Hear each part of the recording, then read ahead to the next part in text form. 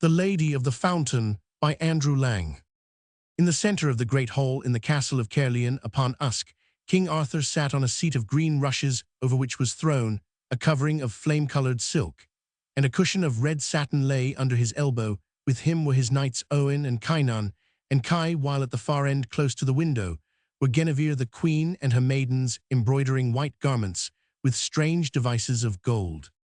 "I am weary," said Arthur, "and till my food is prepared, I would fain sleep. You yourselves can tell each other tales, and Kai will fetch you from the kitchen a flagon of mean and some meat."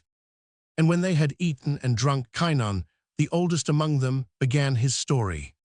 "I was the only son of my father and mother, and much store they set by me, but I was not content to stay with them at home, for I thought no deed in all the world was too mighty for me, none could hold me back, and after I had won many adventures in my own land, I bade farewell to my parents, and set out to see the world. Over mountains, through deserts, across rivers, I went till I reached a fair valley full of trees, with a path running by the side of a stream. I walked along that path all the day, and in the evening I came to a castle, in front of which stood two youths clothed in yellow, each grasping an ivory bow with arrows made of the bones of the whale, and winged with peacock's feathers. By their sides hung golden daggers, with hilts of the bones of the whale. Near these young men was a man richly dressed, who turned and went with me towards the castle, where all the dwellers were gathered in the hall. In one window I beheld 24 damsels, and the least fair of them was fairer than Guinevere at her fairest. Some took my horse, and others unbuckled my armor, and washed it with my sword and spear, till it all shone like silver. Then I washed myself, and put on a vest and doublet which they brought me, and I and the man that entered with me sat down before a table of silver, and a goodlier feast I never had. All this time neither the man nor the damsels had spoken one word, but when our dinner was half over and my hunger was stilled, the man began to ask who I was. Then I told him my name and my father's name, and why I came there, for indeed I had grown weary of gaining the mastery over all men at home, and sought if perchance there was one who could gain the mastery over me. And at this the man smiled and answered, "If I did not fear to distress thee too much, I would show thee what thou seekest." His words made me sorrowful and fearful of myself, which the man perceived, and added, "If thou meanest truly what thou sayest, and desirest earnestly to prove thy valor, and not to boast vainly that none can overcome thee, I have somewhat to show thee.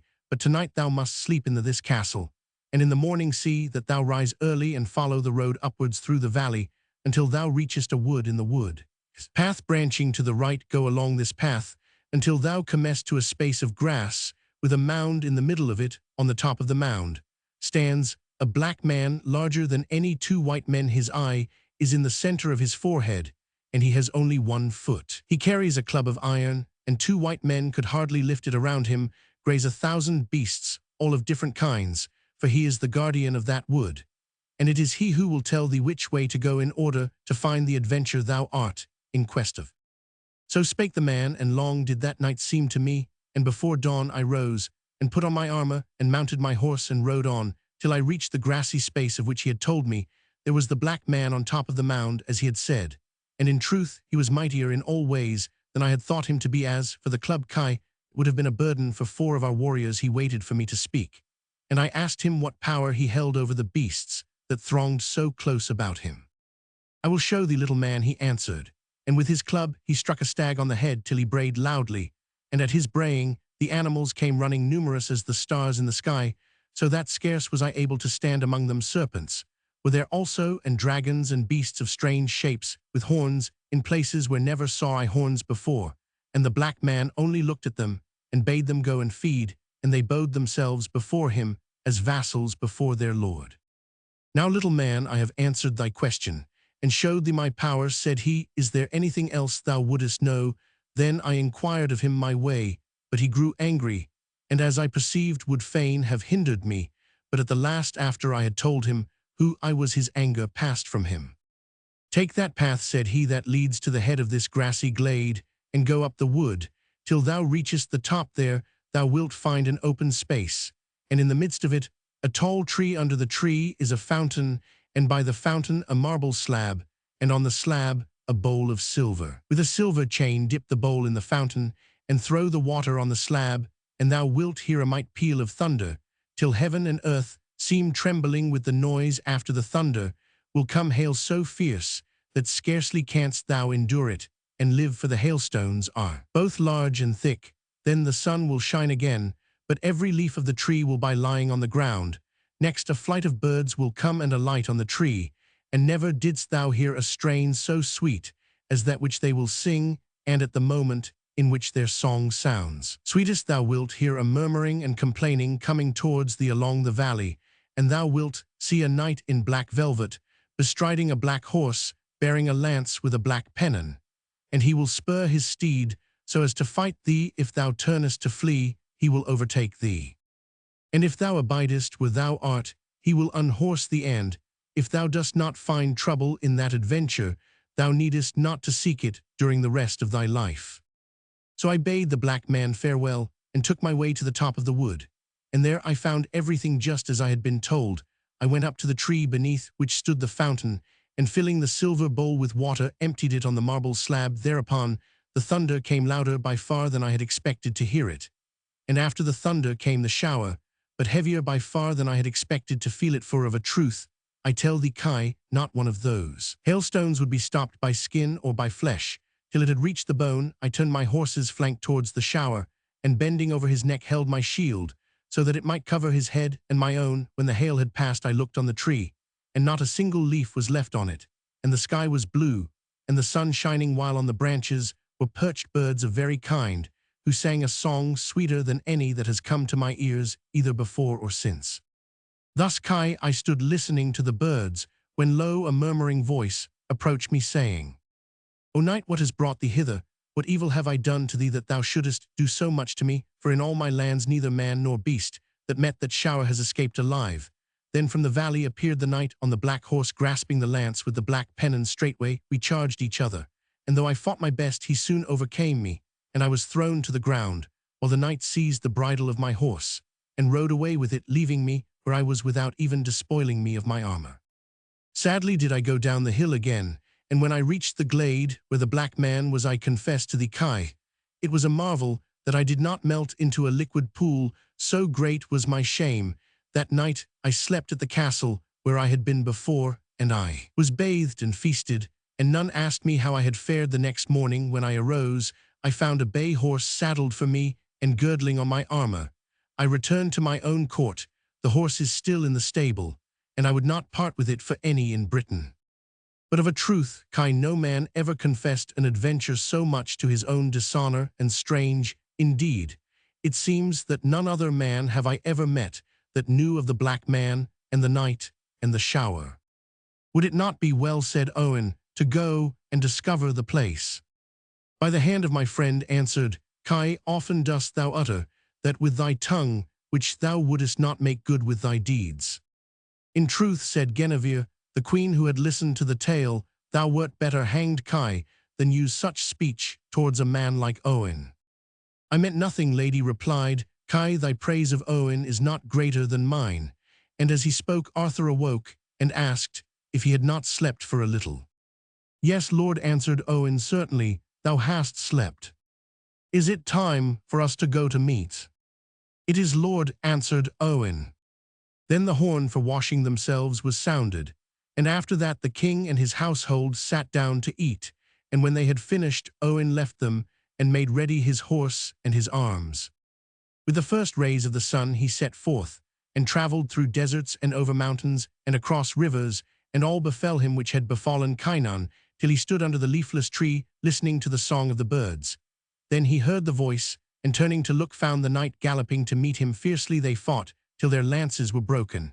And then they drew their swords, and a blow from Owen cut through the knight's helmet, and pierced his skull.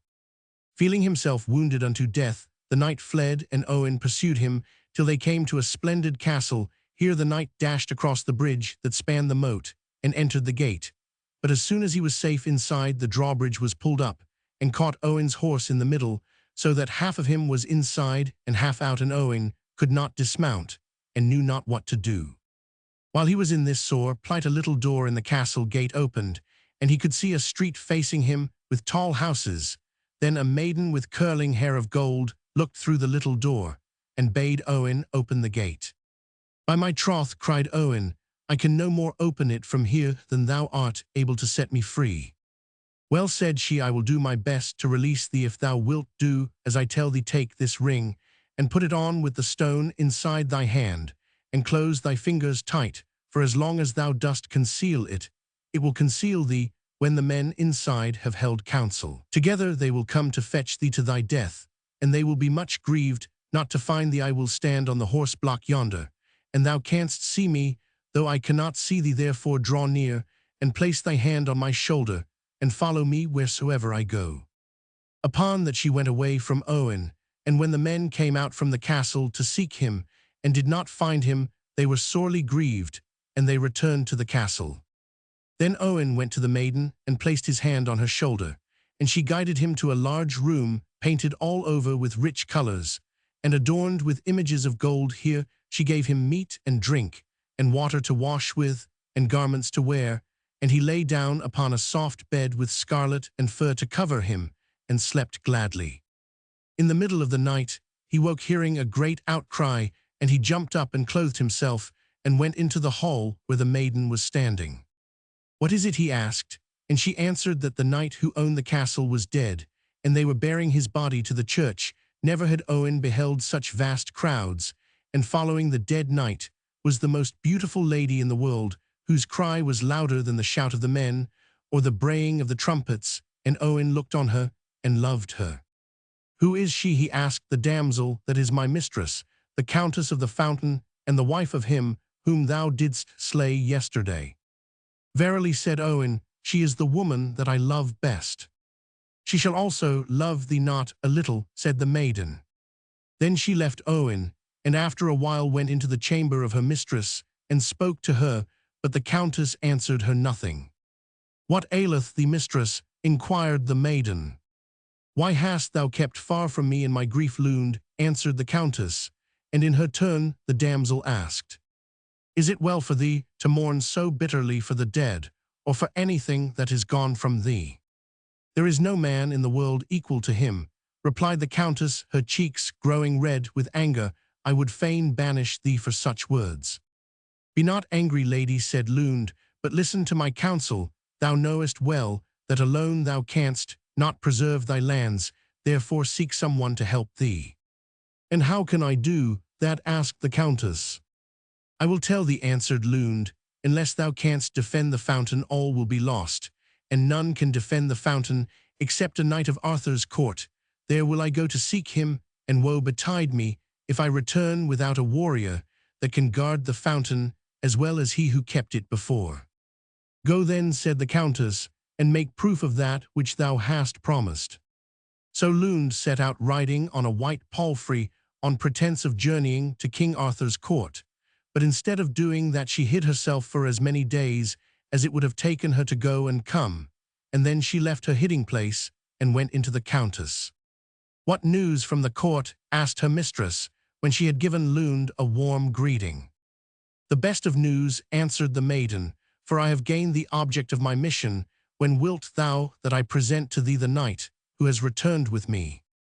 Tomorrow at midday, said the Countess, and I will cause all the people in the town to come together.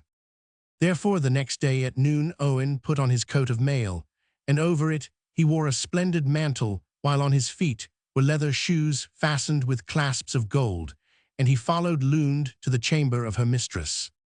Right glad was the Countess to see them, but she looked closely at Owen and said, Lund, this knight has scarcely the air of a traveller. What harm is there in that, lady? Answered Lund.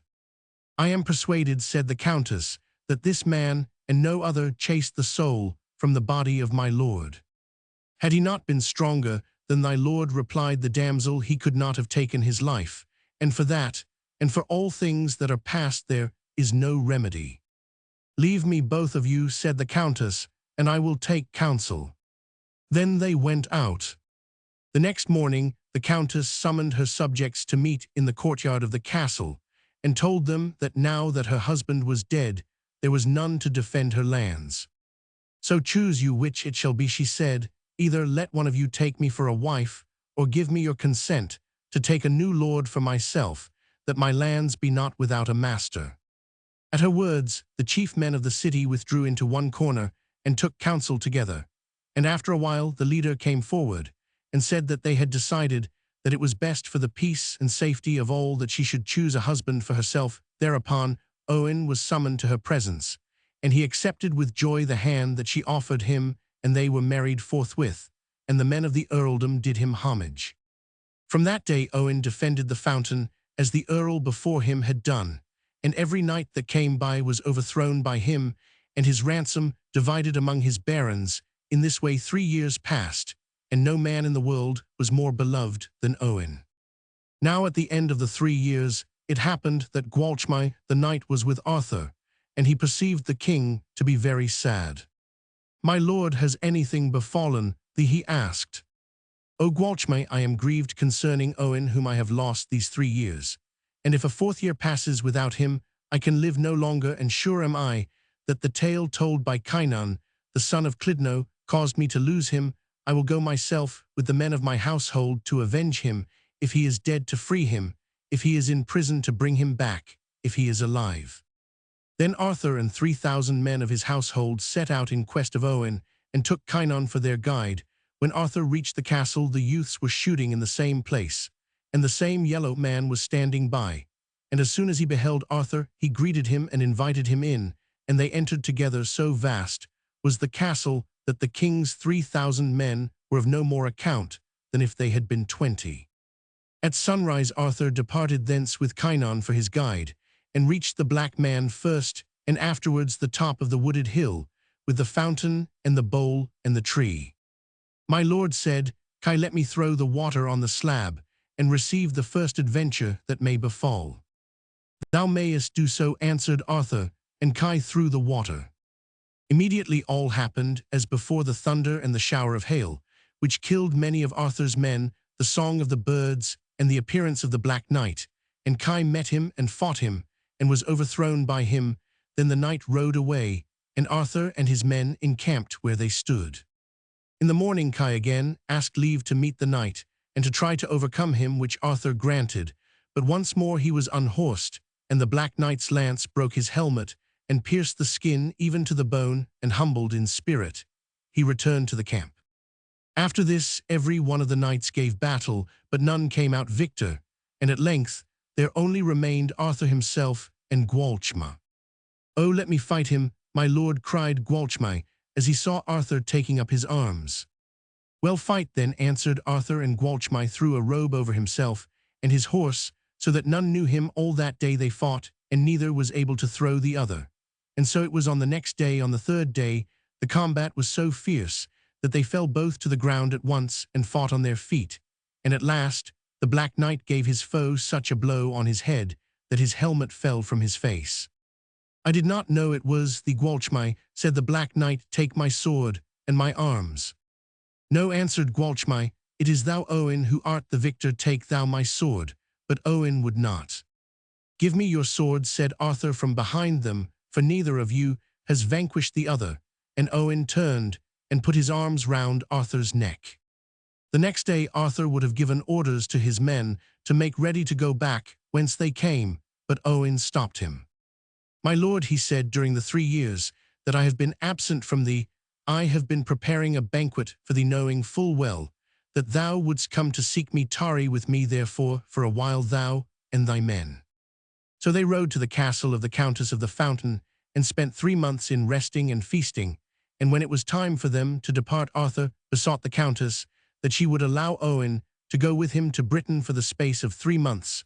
With a sore heart she granted permission. And so content was Owen to be once more with his old companions, that 3 years instead of 3 months passed away like a dream. One day Owen sat at meat in the castle of Caerleon upon Usk, when a damsel on a bay horse entered the hall, and riding straight up to the place where Owen sat, she stooped and drew the ring from off his hand. "Thus shall be treated the traitor and the faithless," said she, and turning her horse's head, she rode out of the hall. At her words Owen remembered all that he had forgotten, and sorrowful and ashamed, he went to his own chamber, and made ready to depart. At the dawn he set out, but he did not go back to the castle, for his heart was heavy, but he wandered far into wild places, till his body was weak and thin, and his hair was long. The wild beasts were his friends, and he slept by their side. But in the end, he longed to see the face of a man again, and he came down into a valley and fell asleep by a lake in the lands of a widowed countess.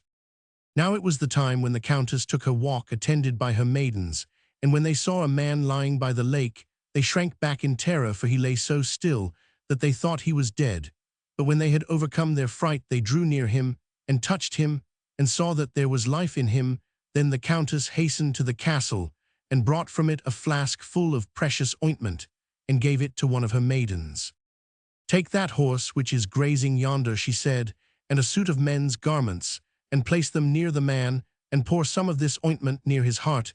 If there is any life in him, that will bring it back. But if he moves, hide thyself in the bushes near by, and see what he does." The damsel took the flask, and did her mistress bidding. Soon the man began to move his arms, and then rose slowly to his feet, creeping forward step by step. He took the garments from off the saddle and put them on him, and painfully he mounted the horse. When he was seated, the damsel came forth, and greeted him, and glad was he when he saw her, and inquired what castle that was before him. "It belongs to a widowed countess," answered the maiden. "Her husband left her 2 earldoms, but it is all that remains of her broad lands, for they have been torn from her by a young earl, because she would not marry him." "That is a pity," replied Owen, but he said no more, for he was too weak to talk much. Then the maiden guided him to the castle, and kindled a fire, and brought him food, and there he stayed, and was tended for 3 months, till he was handsomer than ever he was. At noon, one day, Owen heard a sound of arms outside the castle, and he asked of the maiden what it was. "It is the earl of whom I spoke to thee," she answered, "who has come with a great host to carry off my mistress. Beg of her to lend me a horse and armor," said Owen, and the maiden did so, but the countess laughed somewhat bitterly as she answered, "Nay, but I will give them to him, and such a horse, and armor, and weapons, as he has never had yet, though I know not what use they will be to him. Yet mayhap it will save them from falling into the hands of my enemies." The horse was brought out, and Owen rode forth with 2 pages behind him, and they saw the great host encamped before them. "Where is the earl?" said he, and the pages answered, "In yonder troop, where are 4 yellow standards." "Await me," said Owen, "at the gate of the castle," and he cried a challenge to the earl, who came to meet him. Hard did they fight, but Owen overthrew his enemy, and drove him in front to the castle gate, and into the hall. "Behold the reward of thy blessed balsam," said he, as he bade the earl kneel down before her, and made him swear that he would restore all that he had taken from her. After that he departed, and went into the deserts, and as he was passing through a wood, he heard a loud yelling. Pushing aside the bushes, he beheld a lion standing on a great mound, and by it, a rock near the rock, was a lion seeking to reach the mound, and each time he moved out darted a serpent from the rock to prevent him. Then Owen unsheathed his sword, and cut off the serpent's head, and went on his way, and the lion followed and played about him, as if he had been a greyhound, and much more useful was he than a greyhound, for in the evening he brought large logs in his mouth to kindle a fire, and killed a fat buck for dinner. Owen made his fire and skinned the buck, and put some of it to roast, and gave the rest to the lion for supper. While he was waiting for the meat to cook, he heard a sound of deep sighing close to him, and he said, "Who art thou?" "I am Lund," replied a voice from a cave, so hidden by bushes and green hanging plants that Owen had not seen it. "And what dost thou here?" cried he. "I am held captive in this cave on account of the knight who married the countess, and left her, for the pages spoke ill of him. And because I told them that no man living was his equal, they dragged me here, and said I should die unless he should come to deliver me by a certain day. And that is no further than the day after tomorrow. His name is Owen, the son of Urian. But I have none to send to tell him of my danger, or of a surety he would deliver me." Owen held his peace, but gave the maiden some of the meat, and bade her be of good cheer. Then, followed by the lion, he set out for a great castle on the other side of the plain, and men came and took his horse, and placed it in a manger, and the lion went after, and lay down on the straw. Hospitable and kind were all within the castle, but so full of sorrow that it might have been thought death was upon them at length. When they had eaten and drunk, Owen prayed the earl to tell him the reason of their grief. "Yesterday," answered the earl, "my 2 sons were seized, while they were hunting, by a monster who dwells on those mountains yonder, and he vows that he will not let them go unless I give him my daughter to wife." "That shall never be," said Owen, "but what form hath this monster?" "In shape he is a man, but in stature he is a giant," replied the earl, "and it were better by far that he should slay my sons than that I should give up my daughter." Early next morning, the dwellers in the castle were awakened by a great clamor, and they found that the giant had arrived with the 2 young men. Swiftly Owen put on his armor and went forth to meet the giant, and the lion followed at his heels. And when the great beast beheld the hard blows which the giant dealt his master, he flew at his throat, and much trouble had the monster in beating him off. "Truly," said the giant, "I should find no difficulty in fighting thee if it were not for that lion." When he heard that, Owen felt shame that he could not overcome the giant with his own sword. So he took the lion and shut him up in one of the towers of the castle, and returned to the fight. But from the sound of the blows, the lion knew that the combat was going ill for Owen, so he climbed up till he reached the top of the tower, where there was a door on to the roof.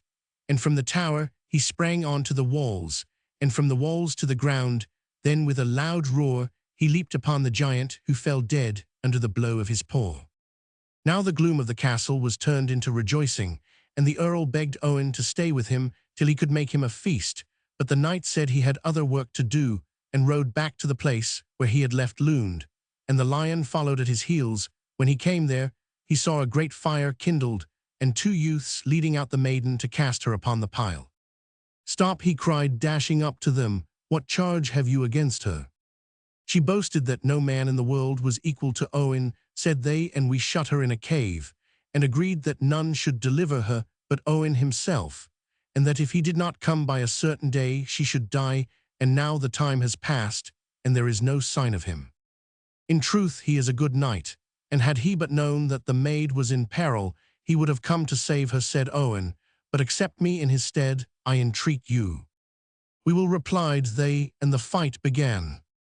The youths fought well and pressed hard on Owen, and when the lion saw that he came to help his master, but the youths made a sign for the fight to stop, and said, "Chieftain, it was agreed we should give battle to thee alone, and it is harder for us to contend with yonder beast than with thee." Then Owen shut up the lion in the cave where the maiden had been in prison, and blocked up the front with stones. But the fight with the giant had sorely tried him, and the youths fought well, and pressed him harder than before. And when the lion saw that, he gave a loud roar, and burst through the stones, and sprang upon the youths, and slew them, and so Lund was delivered at the last. Then the maiden rode back with Owen to the lands of the Lady of the Fountain, and he took the lady with him to Arthur's court, where they lived happily till they died. From the Mabinogian.